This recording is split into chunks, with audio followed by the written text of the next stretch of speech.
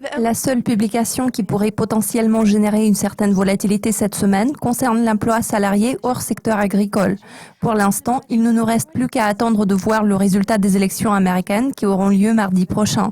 Ken Wexler, Acumen Management.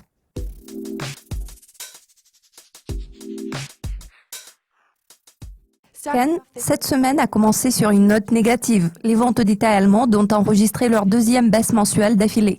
Vu qu'il s'agit de la plus grande économie européenne, quel en sera l'impact sur le reste de la zone euro? Oui, effectivement, nous constatons une dégradation des chiffres allemands depuis quelques mois. Cependant, il faut analyser les données les plus récentes en termes relatifs. En ce qui concerne l'Allemagne, il est à noter que la performance économique générale du pays a été très bonne au cours des 9 derniers mois. De toute évidence, cette deuxième baisse mensuelle consécutive est un signal quelque peu alarmant, mais nous devons comprendre que la situation n'est pas aussi mauvaise qu'elle pourrait l'être. Pour ce qui est de l'ensemble de la zone euro, l'économie fait preuve d'un bon dynamisme.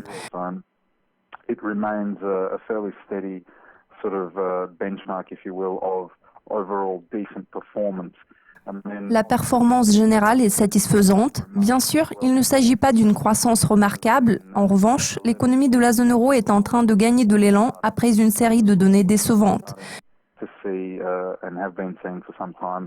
Nous pouvons en déduire que la situation s'améliore après une consolidation.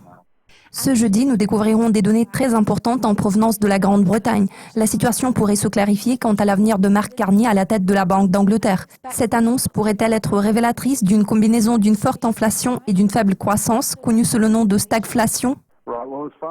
Commençons par l'inflation britannique.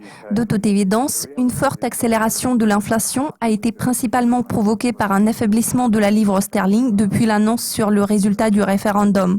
Le degré de dépréciation subi par la livre est très considérable. En réalité, cela va inévitablement aboutir à une augmentation de l'inflation. Cependant, ce n'est pas cette forme d'inflation que la Banque d'Angleterre souhaiterait voir. La situation actuelle est défavorable pour l'économie du pays. L'affaiblissement de la monnaie locale a entraîné une accélération de l'inflation et une augmentation des prix. Pourtant, il faut tenir compte de la rotation des stocks et des multiples instruments de couverture contre les risques de change adoptés par les détaillants. Dans ce contexte, il faut garder à l'esprit que l'effet d'entraînement réel de cette situation sur l'économie ne se fera ressentir que dans les prochains mois et plus précisément au début de l'année prochaine, notamment en janvier-février.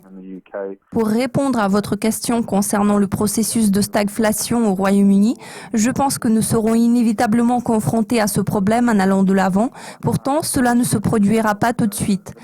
En parlant de l'avenir de Mark Carney à la tête de la Banque d'Angleterre, la situation commence déjà à se clarifier. En toute logique, nous aurons plus de clarté cette semaine. Il est à noter que ce sujet a fait l'objet de spéculations dans les médias ces derniers jours. Monsieur Carney a récemment déclaré qu'il prendrait une décision finale vers Noël. Donc, nous devons patienter encore quelques mois pour avoir plus de détails au sujet de la prolongation du mandat de Mark Carney au-delà de la période attendue pour le processus de retrait de la Grande-Bretagne de l'UE. En toute logique, l'annonce de Carney mettra fin à toutes les rumeurs entourant son futur rôle. Enfin, il ne reste qu'une semaine avant les élections présidentielles aux États-Unis. Selon les investisseurs, la Fed devrait maintenir le statu quo. Quelles sont vos attentes par rapport à cette réunion de la Fed? Pourrions-nous voir une volatilité inattendue du côté du dollar? Il est peu probable que la Fed relève les taux d'intérêt lors de cette réunion. Comme vous l'avez mentionné, les marchés ne prévoient aucun changement. Mes prévisions coïncident avec les prévisions consensuelles. Donc, les taux directeurs sont censés être maintenus à leur niveau courant, au moins jusqu'en décembre. C'est pendant la réunion de décembre qu'un relèvement des taux d'intérêt pourrait se produire. En toute logique, tout le monde attend le résultat de la présidentielle. Les investisseurs ont déjà pris leur position.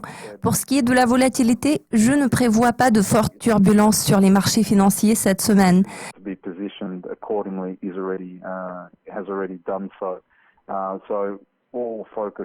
Les marchés vont continuer à se focaliser sur la réunion de décembre.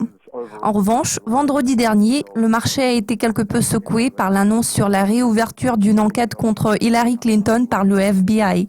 Les révélations de la correspondance électronique de la candidate démocrate ont provoqué une certaine volatilité sur les marchés.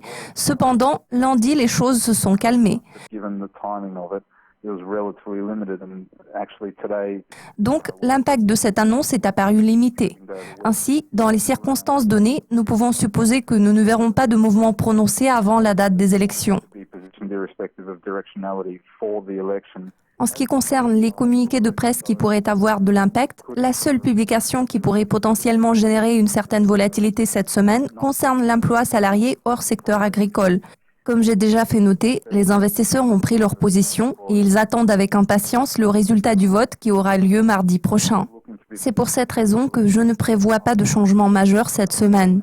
Il ne nous reste plus qu'à attendre de voir le résultat de la présidentielle. Ken, tous mes remerciements pour votre participation. Nous vous invitons à suivre nos mises à jour régulières sur Dukascopy TV pour être au courant de tout ce qui se passe dans le monde de la finance. À très bientôt.